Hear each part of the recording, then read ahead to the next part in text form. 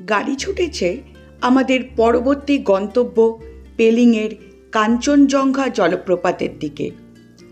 যারা পেলিং ঘুরতে আসছেন তাদের কাছে এক উপযুক্ত দ্রষ্টব্য এই কাঞ্চনজঙ্ঘা জলপ্রপাত। 100 ফুট উচ্চতা থেকে 3 ধাপে ঝাঁপিয়ে পড়া এই জলপ্রপাত। পেলিং থেকে প্রায় 30 কিলোমিটার দূরে রামটেকের কাছে অবস্থিত এই জলপ্রপাত।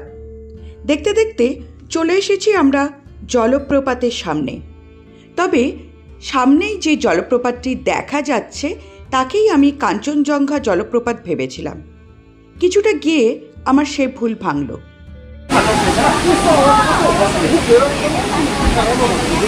আমরা এখন চলে এসেছি পেলিং যাওয়ার পথে কাঞ্চনজঙ্ঘা ফলস দেখতে। ইয়াকসাম থেকে পেলিং যাওয়ার পথেই এটা পড়ে রাস্তাতে।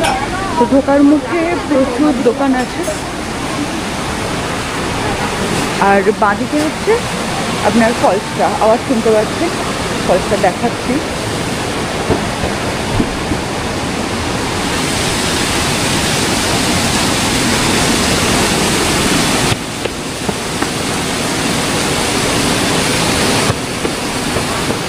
एदिके टिकट काउंटर, टिकट लेना पड़ेगा। कितना करके? 20 रुपीज़ पर हेड। छुट्टा नहीं है, एक जन। एरपर बेश किछु सीढ़ी उठे এটা 3 ভাগে আর কি নাবে ফলসটা, যার জন্য নিচ থেকে একরকম দেখতে লাগে, আর ওপরে সিঁড়ি ভেঙে ওঠার পর এর আলাদাই সৌন্দর্য। যদিও আমরা মার্চ মাসে এসেছি, তো এখন জল আছে মোটামুটি, খুব বেশি না হলেও। এই দেখুন,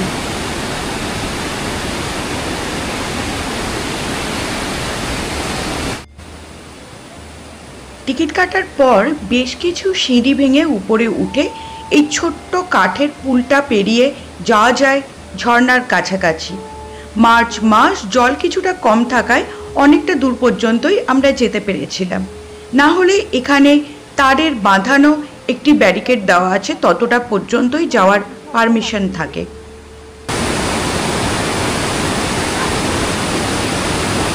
আর ওই দিক দিয়েও একটা জলের ধারা নামছে। তার কাছাকাছি যাওয়া যাক। এদিক দিয়ে যাওয়া গেলেও খুব পিচ্ছিল এবং রিস্কি রাস্তা হওয়ায় খুব সাবধানে সকলেই যাতায়াত করবেন। এরপর বেশ কিছু ভিডিও তুলে নিলাম এই জলপ্রপাতটির। আমার ভীষণ ভালো লাগে ঝর্ণার ছবি ভিডিও তুলতে, তাই বেশ কিছু স্লো মোশন নর্মাল ভিডিও নানান দিক থেকে তুলে নিলাম, আপনাদের সঙ্গে শেয়ার করলাম সেই সব ভিডিও। চলছে সিকিম পর্ব।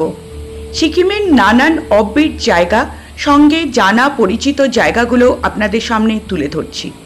যারা খুব তাড়াতাড়ি সিকিম ঘুরতে আসছেন তারা এখান থেকে অনেক হেল্প পাবেন আশা করি। এর মধ্যে আমি সিকিমের বেশ কিছু ট্যুর প্ল্যানও দিয়ে দিয়েছি, চাইলে সেগুলো অনুযায়ীও ঘুরতে পারেন। আমার ট্যুর প্ল্যান সম্পূর্ণভাবে সঠিক ট্যুর প্ল্যান হয়, যেটা বাস্তবে আপনারা করতে পারবেন। সঙ্গে থাকুন, দেখতে থাকুন তেপান্তদ্দা এক্সপ্লোরার ইউটিউব চ্যানেল।